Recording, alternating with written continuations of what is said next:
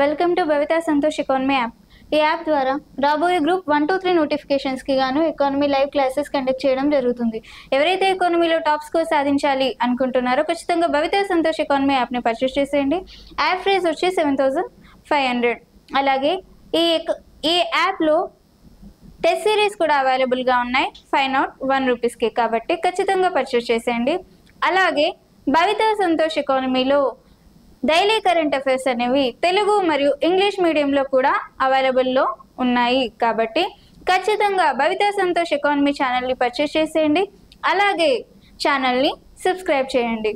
And ఈరోజు daily current అఫైర్స్లో భాగంగా కొన్ని క్వశ్చన్స్ని మనం మాట్లాడుకుందాం. దాంట్లో ఫస్ట్ క్వశ్చన్, పార్లమెంట్ వర్షాకాల సమావేశాలు ఎప్పటి నుండి ఎప్పటి వరకు జరుగుతున్నాయి? మరి దీనికి సంబంధించి ఆప్షన్స్ని కనుక చూసుకుంటే ఆప్షన్ ఏ జూన్ 30 నుంచి జనవరి 12 వరకు, ఆప్షన్ బి సెప్టెంబర్ 21 నుంచి డిసెంబర్ 20 వరకు, అలాగే ఆప్షన్ సి జూలై 21 నుండి ఆగస్ట్ 12 వరకు, మరి ఆప్షన్ డి ఆగస్ట్ 22 నుంచి సెప్టెంబర్ 12 వరకు. అంటే ఆప్షన్ సి జూలై 21 నుంచి ఆగస్టు 12 వరకు ఈ పార్లమెంట్ వర్షాకాల సమావేశాలు అనేవి జరుగునున్నాయి. మరి దీనికి సంబంధించి మరి వర్షాకాల సమావేశం అనేది ఏ అంశంలో ప్రత్యేకంగా ఏర్పాటు చేయనున్నారు అంటే ఆపరేషన్ సింధూర్పై, ఆ అంశంపై ప్రత్యేకంగా చర్చించేందుకు ఈ సమావేశాలు అనేవి నిర్వహించనున్నారు. మరి దీనిలో భాగంగా జూలై 21 నుంచి ఆగస్ట్ 12 వరకు ఈ సమావేశాన్ని నిర్వహించనున్నారు. When will the monsoon sessions of a parliament been held? So on July 21st to August 12. July 21st to August 12, the monsoon sessions of Parliament been held. Why? Because the discussion of Pahalgam terror effect. Because of this reason, the Parliament or the monsoon session of Parliament been held in 2025. Second, ఏ high court న్యాయమూర్తిపై పార్లమెంట్లో అభిశంసన తీర్మానం ప్రవేశపెట్టే అవకాశాలు ఉన్నాయి? మరి దీనికి సంబంధించి ఆప్షన్స్ని కనుక చూసుకుంటే option A Hyderabad, option B Bombay, option C Allahabad and option D Delhi. మరి దీనికి సంబంధించి ఏ హైకోర్టు న్యాయమూర్తిపై అభిశంసన తీర్మానాన్ని ప్రవేశపెడుతున్నారు అంటే అలహాబాద్ హైకోర్టు ప్రధాన న్యాయమూర్తి అలహాబాద్ హైకోర్టు న్యాయమూర్తి పైన ఈ అభిశంసన తీర్మానాన్ని ప్రవేశపెట్టనున్నారు. మరి దేనికోసం ఈ అభిశంసన తీర్మానాన్ని అలహాబాద్ హైకోర్టు న్యాయమూర్తిపై ప్రవేశపెట్టనున్నారు అంటే దీనికి సంబంధించి ఇదివరకు ఈ అలహాబాద్ హైకోర్టు న్యాయమూర్తి ఇంట్లో కట్టలు కట్టలు అనేవి బయటపడడం జరిగింది. మరి దీనికి సంబంధించి మాజీ సుప్రీంకోర్టు ప్రధాన న్యాయమూర్తిగా ఉన్న సంజీవ్ ఖన్నా గారు ఒకసారి న్యాయమూర్తులు అందరూ ఒకేలా ఉండరు, కొంతమంది ఒక్కొక్కలా ఉంటారు, లేదంటే కొంతమంది మాత్రమే అలా ఉంటారు, అందరూ న్యాయమూర్తులు అదే విధంగా ఉండరు అని చెప్పి ఈ న్యాయమూర్తుల వివరాలకి సంబంధించి అన్ని వివరాలను ఒక వెబ్సైట్లో పొందుపరచాలి అని చెప్పి ఒక ఆన్లైన్ వెబ్ని కూడా తీసుకురావడం జరిగింది. గతంలో దీని గురించి కూడా మనం మాట్లాడుకున్నాం. అదే విధంగా దీనికి సంబంధించి ఒక న్యాయమూర్తి ఇంట్లో అవినీతికి సంబంధించి విచారణ జరపాలంటే దాదాపుగా ఆ న్యాయమూర్తికి సంబంధించి వారి యొక్క పర్మిషన్ తీసుకోవాలి అని చెప్పి సుప్రీంకోర్టు ఒక చట్టం ద్వారా చెప్పడం జరిగింది. మరి ఆ చట్టానికి సంబంధించి మళ్ళీ దాన్ని తిరిగి పునఃసమీక్షించాలి అని చెప్పి ఈ కేసెస్లో కూడా మనం చూడడం జరిగింది. మరి ఇదే విధంగా మరి అవినీతి పరంగా లంచగొండితనానికి పాల్పడిన అలహాబాద్ హైకోర్టు న్యాయమూర్తిని అభిశంసన తీర్మానం దీనిపై ప్రకటించాలి అని చెప్పి ఈ పార్లమెంట్ ప్రవేశపెట్టే అవకాశాలు ఉన్నాయి. There are possibilities of impeachment motion being moved in a parliament against which high court judge? So the possibility of motion being moved in a parliament against in Allahabad High Court judge. Why? Because the issue of correction, issue of correction. So the issue of correction be the issue of correction. The parliament is decided to motion being moved in a parliament session. Question 3. Third question. అంతర్జాతీయ పరిపాలనా విజ్ఞాన సంస్థ అధ్యక్షతన ఏ దేశం గెలుచుకుంది? దీనికి సంబంధించి options ని కనుక చూసుకుంటే option A Singapore, option B China, option C England, option D Bharat. మరి అంతర్జాతీయ పరిపాలనా విజ్ఞాన సంస్థ అధ్యక్షతన ఏ దేశం గెలుచుకుంది అనంటే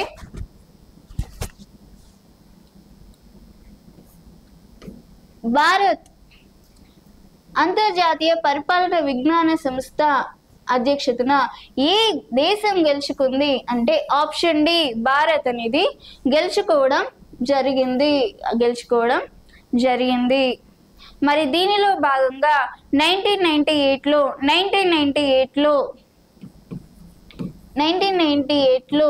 CARPG ద్వారా 1998 నుంచి ఈ సంస్థలో సభ్య దేశంగా భారత్ అనేది కొనసాగుతూ వచ్చింది. మరి దాంట్లో అధ్యక్షతన ఏ దేశం గెలుచుకుంది అంటే ప్రజెంట్ ఇప్పుడు భారత్ గెలుచుకోవడం జరిగింది. ఎప్పటి నుంచి సభ్య దేశంగా ఉంది అంటే 1998 నుంచి సభ్య దేశంగా ఉంది. అలాగే ఏ సంస్థ ద్వారా అంటే CARPG ద్వారా దాదాపుగా 1998 నుంచి సభ్య దేశంగా ఉండడం జరిగింది. Which country has owned under the presidency of the International Governing Body of Sciences? So Bharat country has owned under the presidency of the International Governing Body of the Sciences.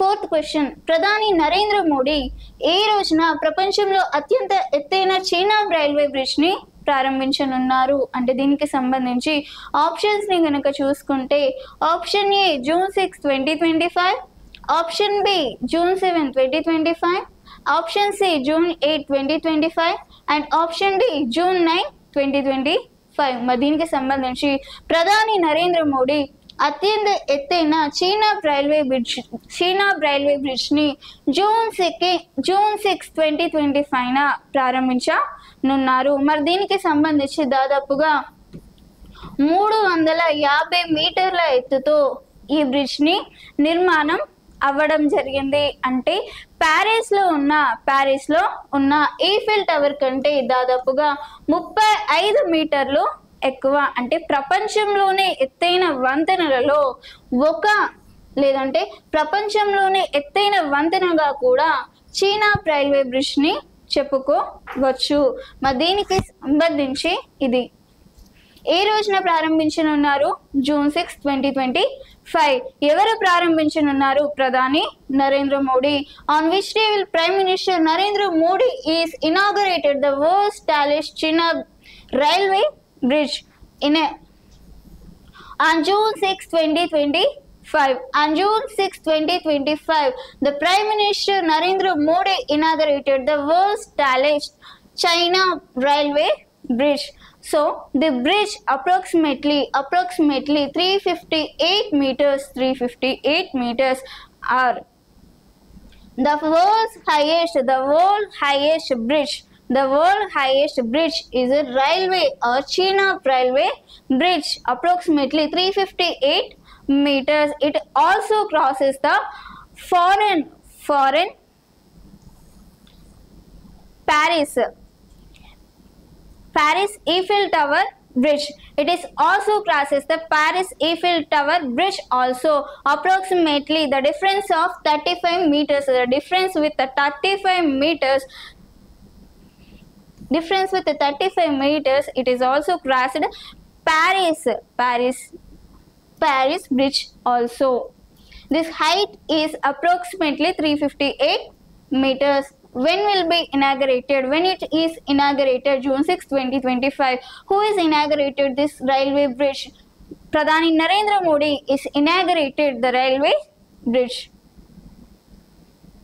కేంద్ర ప్రభుత్వం ఉమేద్ పోర్టల్ని ఎప్పుడు ప్రారంభించింది? మరి దీనికి సంబంధించి ఆప్షన్స్ని కనుక చూసుకుంటే option A July 27, 2025, option B June 30, 2025, option C June 6, 2025 and option D June 15, 2025. మరి కేంద్ర ప్రభుత్వం ఉమేద్ పోర్టల్ని ఎప్పుడు ప్రారంభించనుంది అని అంటే జూన్ 6, 2025న ఈ ఉమేద్ పోర్టల్ని ప్రారంభించనుంది. మరి ఏంటి ఉమేద్ పోర్టల్ అంటే వక్ఫ్ సవరణకి సంబంధించి ఒక చట్టానికి సంబంధించి ఒక పోర్టల్ని రూపొందించడం జరిగింది. మరి వక్ఫ్ అంటే ఏంటి?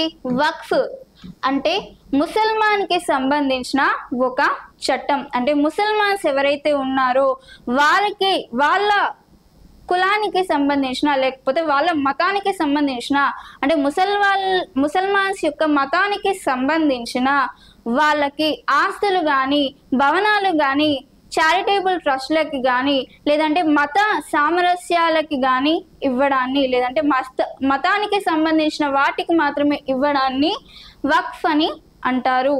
దీనికి సంబంధించి ఈ సవరణ చట్టానికి సంబంధించి ఒక ఉమేద్ పోర్టల్ని ప్రారంభించడం జరిగింది. ఏ రోజున? జూన్ 6, 2025 అంటే వక్ఫ్ సవరణకి సంబంధించి ఆస్తులు కానీ భూములకు కానీ రిజిస్ట్రేషన్స్కి సంబంధించి వాటిని డిజిటల్గా రూపొందించడం కోసం అంటే వీటి రిజిస్ట్రేషన్స్ని డిజిటల్గా రూపొందించి డిజిటల్ విధానంలో ఇంకా సులువుగా అందించడం కోసం ఈ ఉమేద్ పోర్టల్ని ఏర్పాటు చేయడం జరిగింది. What is the full form of Umeed? United Waqf Management Empowerment Efficiency Development. Waqf Management Empowerment Efficiency Development. So in this Umeed portal మనకి వాళ్ళ ఆస్తుల వివరాలని డిజిటల్ విధానంలో అందించడం కోసం ఏర్పాటు చేయబడింది. When is the central government launching the Umeed portal? So the Umeed portal is launching on June 6, 2025. This Umeed portal are used for the registration purpose or online registration purpose for more easier for the Muslims. In a waqf is act for a Muslims. Waqf is act for a Muslims. So the registration will be more easier in this Umeed portal. Registrations will be more easier than Umeed portal. This is about Umeed portal for waqf. Next, 6th question.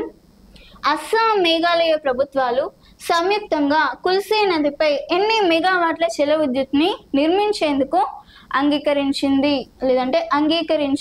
అంటే దాదాపుగా jointly. దీనికి సంబంధించిన ఆప్షన్స్ని కనుక చూసుకుంటే option A 45, option B 65, option C 75 and option D 55. Assam మరియు మేఘాలయ ప్రభుత్వాలు దాదాపుగా 55 మెగావాట్ల కుల్సీ నదిపై జల విద్యుత్ని నిర్మించేందుకు అంగీకరించడం జరిగింది. దాదాపుగా 55 మెగావాట్ల కుల్సీ నదిపై ఈ జల విద్యుత్ని నిర్మించడం కోసం ఏర్పాటు చేయడం జరిగింది. మరి దీనికి సంబంధించి అంతరించిపోతున్న గంగా నది డాల్ఫిన్స్కి ఇది ఒక మూలంగా కుల్సీ నదిని చెప్పొచ్చు. గంగా నది డాల్ఫిన్స్ అంటే అంతరించిపోతున్న గంగా నది డాల్ఫిన్స్కి ఇది ఈ కుల్సీ నది అనేది మూలంగా చెప్పుకోవచ్చు. అంటే ఇందులో ఎక్కువగా ఈ డాల్ఫిన్స్ అనేవి కనిపిస్తాయి అని చెప్పుకోవచ్చు. Jointly by the government of Assam and Meghalaya, how many megawatts of hydroelectric power will be built on Kulsi River. So in Assam and Meghalaya, around 55 megawatts of hydroelectric power will be built on Kulsi River. Next, NLB services నివేదిక ప్రకారం 2027-28 ఆర్థిక సంవత్సరం నాటికి ఎన్ని million డాలర్ల ఉద్యోగాలు కల్పించే అవకాశం ఉంది? దీనికి సంబంధించి ఆప్షన్స్ని చూసుకుంటే option A 7.29%, option B 8.25%, option C 9.85% and option D 7.25%. మరి ఎన్ఎల్బి సర్వీసెస్ నివేదిక ప్రకారం 27-28 ఆర్థిక సంవత్సరంలో దాదాపుగా 7.29 బిలియన్ డాలర్ల మిలియన్ ఉద్యోగాలను కల్పించే ఉద్దేశంతో ఏర్పాటు చేయడం జరిగింది. మరి దీనికి సంబంధించి ఈ సర్వీసెస్ నివేదిక ప్రకారం 2047 నాటికి దాదాపుగా 35 మిలియన్ల ఉద్యోగాలు కల్పించే అవకాశం ఉంది అని చెప్పి వివరించడం జరిగింది. 27-28 ఆర్థిక సంవత్సరానికి 7.29 మిలియన్ ఉద్యోగాలు సంపాదిస్తే మరి 2047 నాటికి 35 మిలియన్ ఉద్యోగాలు సాధిస్తాయి అని చెప్పి ఎన్ఎల్బి సర్వీసెస్ నివేదిక వెల్లడించడం జరిగింది. మరి దీని ప్రకారం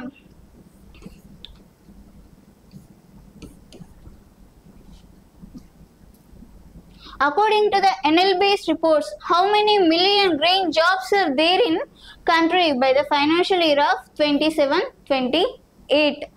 In a financial year of 27-28, approximately 7.29 million green jobs are there in a country. 7.29 million jobs are there in a country in the year of 27-28 financial year, according to NLB services report.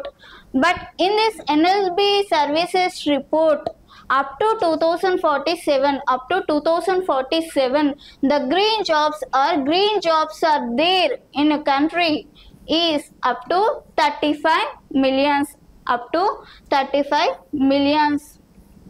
In 2047, in a green jobs will be 35 millions according to NLB services report, because in a green jobs using for green development in India or green environment in India అంటే పర్యావరణాన్ని కాపాడడం కోసం లేదంటే కార్బన ఉద్గారాలను తగ్గించి అదేవిధంగా మనకి సమర్థమైన వనరుల వినియోగంతో ఈ ఉపాధి అవకాశాలను కల్పించే ఉద్దేశంతో దీన్ని ఏర్పాటు చేయడం జరిగింది. The development of environment economy అని చెప్పొచ్చు. 8th, హిమాచల్ ప్రదేశ్ రాష్ట్రంలోని ఏ గ్రామం మొదటి సోలార్ మోడల్గా ప్రకటించబడింది? సోలార్ మోడల్ గ్రామంగా హిమాచల్ ప్రదేశంలో ఏ రాష్ట్రాన్ని ప్రకటించారు అంటే దీనికి సంబంధించి ఆప్షన్స్ని కనుక చూసుకుంటే option A Chamba, option B Kangra, option C రాజాకాస్ అండ్ ఆప్షన్ డి హమీర్పూర్. మరి ఏ రాష్ట్రాన్ని సోలార్ మోడల్ గ్రామంగా ప్రకటించారు అంటే రాజాకాస్ అనే గ్రామాన్ని సోలార్ మోడల్ గ్రామంగా ప్రకటించడం జరిగింది. దీంట్లో దాదాపుగా హిమాచల్ ప్రదేశ్లో ఉన్న 43 గ్రామాలలో హైయెస్ట్ సోలార్ మోడల్ గ్రామంగా రాజాకాస్ గుర్తింపు పొందింది. మరి దీనికి గాను కేంద్ర ప్రభుత్వం నుంచి దాదాపుగా 1 కోటి వరకు నిధులని ఇవ్వడం జరిగింది. Which village in the state of Himachal Pradesh has been declared as the first solar model village? So the Rajakas village in the state of Himachal Pradesh has been declared as the first solar model in a village. In the state of Himachal Pradesh, according to 43 villages, in the 43 villages, the Rajakos village is the highest solar model village, and the union government is given around 1 crore rupees for this Rajakas village of solar model, for a solar model. 9th, భారతదేశంలో అతిపెద్ద green hydrogen plant ని ఏ సంస్థ ఏర్పాటు చేయనుంది? మరి దీనికి సంబంధించి options ని కనుక చూసుకుంటే, option A IIT Bombay, option B IIT Hyderabad, option C IIT Delhi, and option D IOCL. మరి భారతదేశంలో అతిపెద్ద గ్రీన్ హైడ్రోజన్ ప్లాంట్ అనేది ఏ సంస్థ ఏర్పాటు చేయనుంది అంటే, ఆప్షన్ డి IOCL అనే సంస్థ భారతదేశంలో అతిపెద్ద గ్రీన్ హైడ్రోజన్ ప్లాంట్ ని ఏర్పాటు చేయనుంది. మరి గ్రీన్ హైడ్రోజన్ ప్లాంట్ ద్వారా ప్రతి సంవత్సరం దాదాపుగా 10,000 టన్నుల ఉత్పత్తి చేయాలని నిర్ణయించడం జరిగింది. దాదాపుగా ప్రతి సంవత్సరం ఈ గ్రీన్ హైడ్రోజన్ ప్లాంట్ ద్వారా దాదాపుగా 10,000 టన్నుల ఉత్పత్తి చేయాలని నిర్ణయించడం జరిగింది. Which company will set up the largest green hydrogen plant in India? So the IOCL company will set up the largest green hydrogen plant in India. Why? Because in every year the hydrogen or the production will be 10,000 tons of hydrogen productions are decided. So the company IOCL company is declared or decided for the hydrogen plant to production of 10,000 ton in every year, to the production of 10,000 tons in every year. Next, 10th question.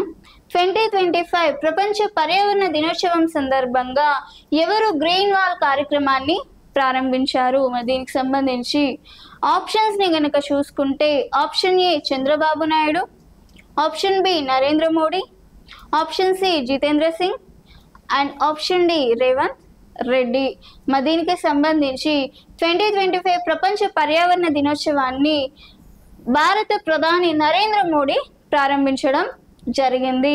మరి ఈ పర్యావరణంలో భాగంగా దాదాపుగా వాతావరణ మార్పుల శాఖ మంత్రి, అలాగే పర్యావరణ శాఖ మంత్రి, అలాగే అటవీ మంత్రిత్వ శాఖ మంత్రి ఆధ్వర్యంలో వాతావరణ మార్పుల శాఖ మంత్రి, అలాగే పర్యావరణం అలాగే అటవీ మంత్రిత్వ శాఖ ఆధ్వర్యంలో ఈ దినోత్సవం లేదంటే గ్రీన్ వాల్ కార్యక్రమాన్ని ప్రారంభించనున్నారు. ఎవరు? ప్రధాని నరేంద్ర మోడీ.